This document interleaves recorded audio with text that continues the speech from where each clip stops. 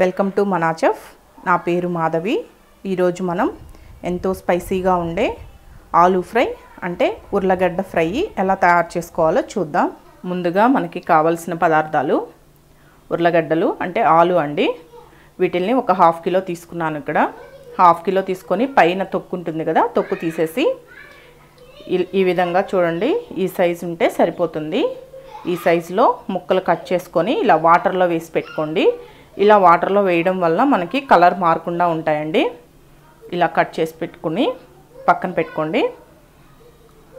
కరివేపాకు ఒక రెమ్మ, ఆయిల్ ఒక 4-5 టేబుల్ స్పూన్లు, garam masala powder 1 teaspoon, ఉప్పు రుచికి సరిపడా, పసుపు 1/2 టీ స్పూన్, జీలకర్ర పొడి 1 టీ స్పూన్, కారం 1 టేబుల్ స్పూన్, ధనియాల పొడి చూసారా, ధనియాల పొడి 1 టేబుల్ స్పూన్. ఇప్పుడు తయారీ విధానాన్ని చూద్దాం. ఇలా స్టవ్ ఆన్ చేసుకొని స్టవ్ మీద ప్యాన్ పెట్టుకొని 3 లేదా 4 టేబుల్ స్పూన్లు ఆయిల్ వేసుకోండి. ఆయిల్ వేసుకొని ఈ ఆయిల్ కొంచెం హీట్ ఎక్కనిద్దాం. ఈ ఆయిల్ కొంచెం హీట్ ఎక్కిన తర్వాత దీంట్లో ఫస్ట్ కరివేపాకు వేసేసుకోండి. కరివేపాకు వేసిన తర్వాత దీంట్లో మనం ముందుగా వాటర్లో పెట్టుకున్నాం కదా, ఈ ఆలు వేసేసేయాలి ముక్కలు.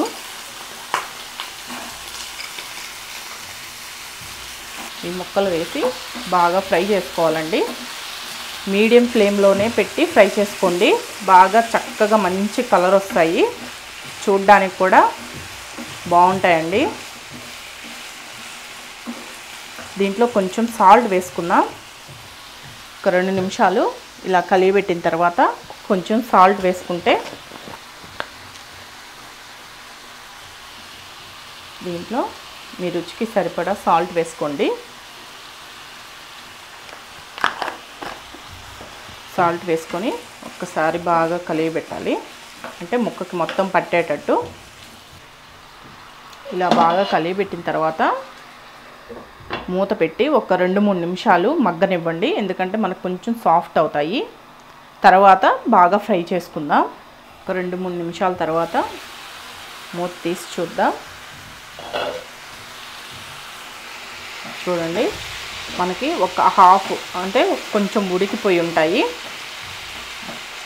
కొంచెం మెత్తబడి ఉంటాయండి. చూడండి, మనం ఇలా ఒత్తంగానే కట్ అయిపోయింది కదా, ఇలా ఉడికితే చాలు.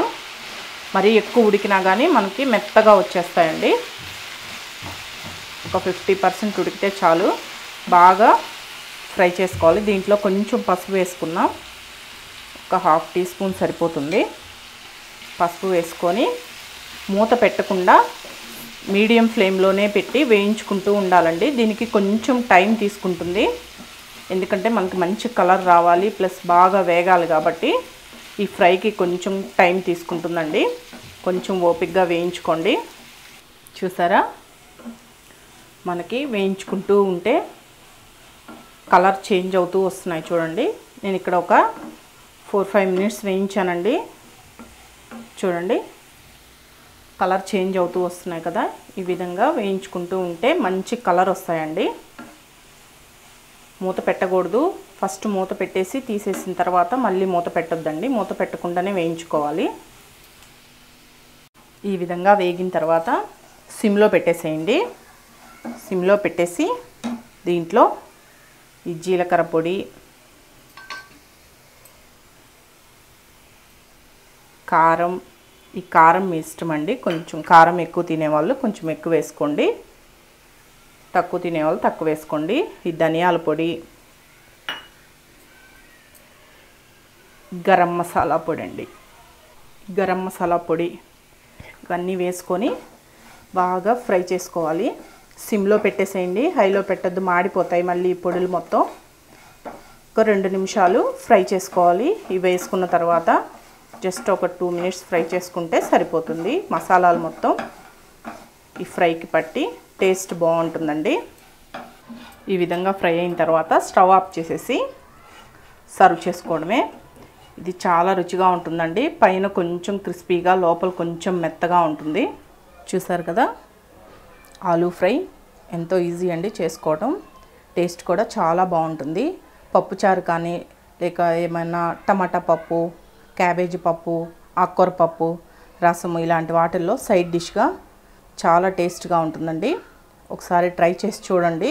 ఒకవేళ మీ ఇంట్లో కానీ చిన్నపిల్లలు కానీ ఉన్నట్లయితే వాళ్ళకి ఈ కారాలు ఇవి తినరు కాబట్టి పైన మిరియాల పొడి కానీ లేకుంటే చాట్ మసాలా కానీ చల్లేసి, అంటే ఈ మసాలా వేయకుండా మిరియాల పొడి కానీ చాట్ మసాలా కానీ పైన చల్లి ఇచ్చారంటే చక్కగా తినేస్తారు.